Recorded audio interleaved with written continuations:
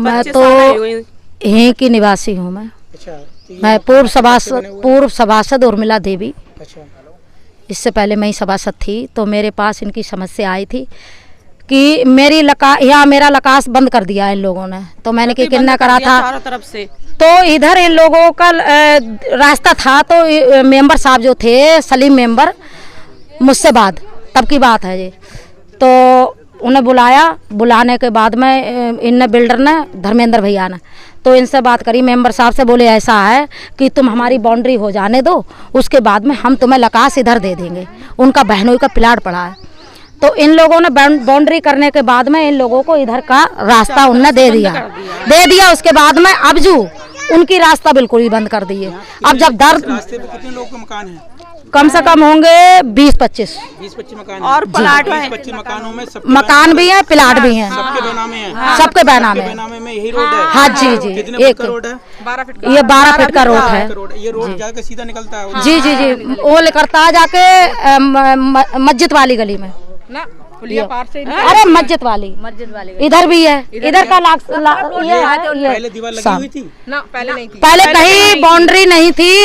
इन लोगों की रास्ता जो सीधी यहाँ से सीधी थी इधर की, अब इन लोगों की रास्ता बंद कर दी। इनको धमकाया सटकाया, इन लोगों को बहुत डर गए थे। निकलने को रास्ता आपके पास? हाँ, इधर की रास्ता है। तो उनने ये कहा था कि हम तुम्हें रास्ता देंगे। मेंबर साहब ने ये कहा था हम रास्ता देंगे।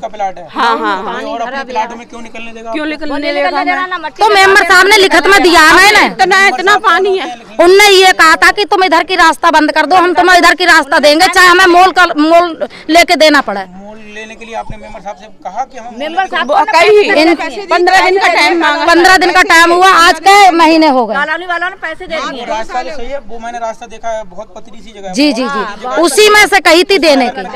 अरे हम कुछ नहीं आता है यहाँ। कई मौतें हो गई, कोई आया तलक नहीं। कई मौतें हो गई। कोई अगर बच्चा या कोई बीमार पड़ जाए तो कोई नहीं आ सकता, या कोई वाहन नहीं आ सकता। खत्म तलक एरिया इस घर में। 4 पहियों का वाहन यहाँ नहीं आ सकता है, आने वाला नहीं है, ना कोई एम्बुलेंस आ सकती है। लिखित में कोई तहरीर वगैरह जी दी थी? क्या कहा दरोगा जी? दरोगा जी ने नहीं, इंस्पेक्टर साहब भी आए थे, दरोगा जी भी आए थे। उससे पहले हम थाने गए थे अभी। तो इन लोगों ने झूठा केस लगाया, आरोप लगाया कि तुमने दीवार तोड़ी है। तो हम थाने गए थे, थाने में हम भी लिखत दे आए। जो हमारे पास पुराना साबूत था, फैसला हुआ जो लकास के विषय में, तो हम उनके नाम से हम एक एप्लीकेशन दे आए थाने के अंदर। नहीं, पहले नहीं थी। हाँ, तोड़ी है। वो लोग फंसवा रहे हैं इन लोगों को।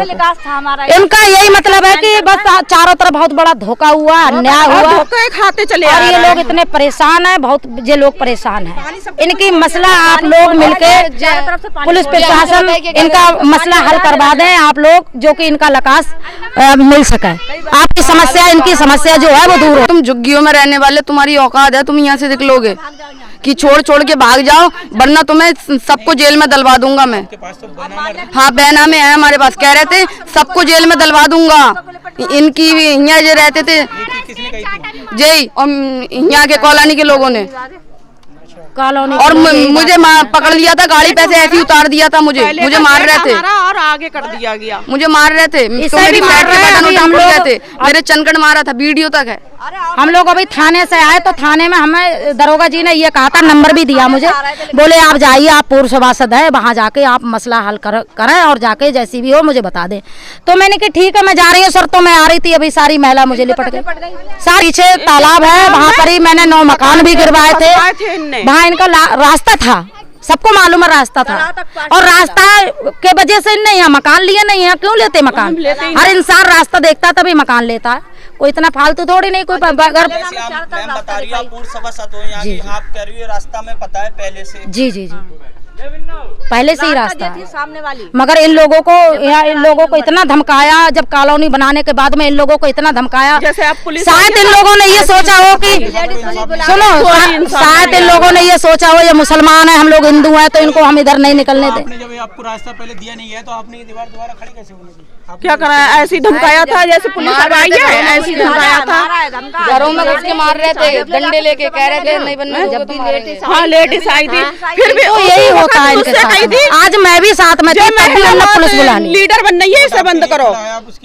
बिल्कुल जाएंगे, वो गए थे विधायक जी के यहाँ पर भी गए थे, डीएम साहब के यहाँ पर भी गए थे। मैं खुद गई, साथ लेके न गई थी। कोई सुनवाई नहीं? नहीं, कुछ सुनवाई नहीं है। और आज इंस्पेक्टर साहब भी आ गए तो वो कह रहा है कि कांस्टेबल को बुलाओ, लेडीजों को बंद कराओ। आपके पास अपने सब मूल बैनामे हैं, आप अपने मूल बैनामे सबको लेके अब हम कल जाएंगे डीएम साहब के यहाँ, चाहे धरना क्यों ना धरना पड़े, इनको हम इंसाफ दिलाएंगे। मेरा नाम अरुण सिंह है। ये कौन सा वार्ड है? ये वार्ड 10 बड़ी विहार और मैं यहाँ का पार्षद हूँ।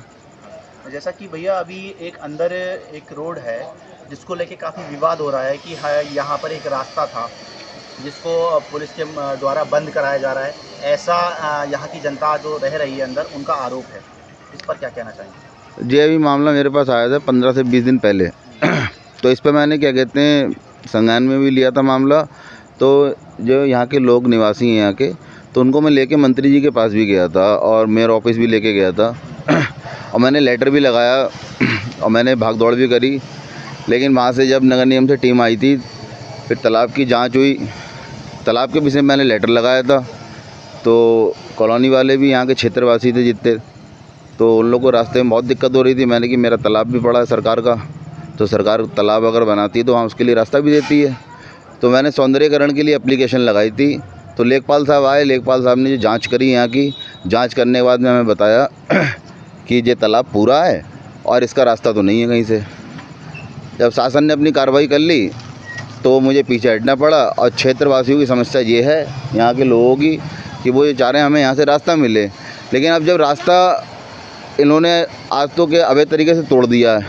अवैध तरीके से इसलिए तोड़ा गया है क्योंकि जो आकांक्षा कॉलोनी है वो पूरी बनी हुई है और उसमें क्या कहते हैं नक्शे में कहीं भी इनका रास्ता नहीं दिखाई दे रहा है। इनका रास्ता जो पूर्व सभासद थे मोहम्मद सलीम जी, उन्होंने क्या कहते हैं इनको वादा करा था रास्ता दिलाने का।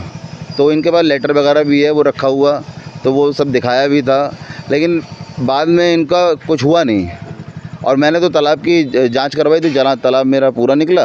अब आगे मैं तालाब के रास्ते के लिए अभी कार्रवाई कर रहा हूँ।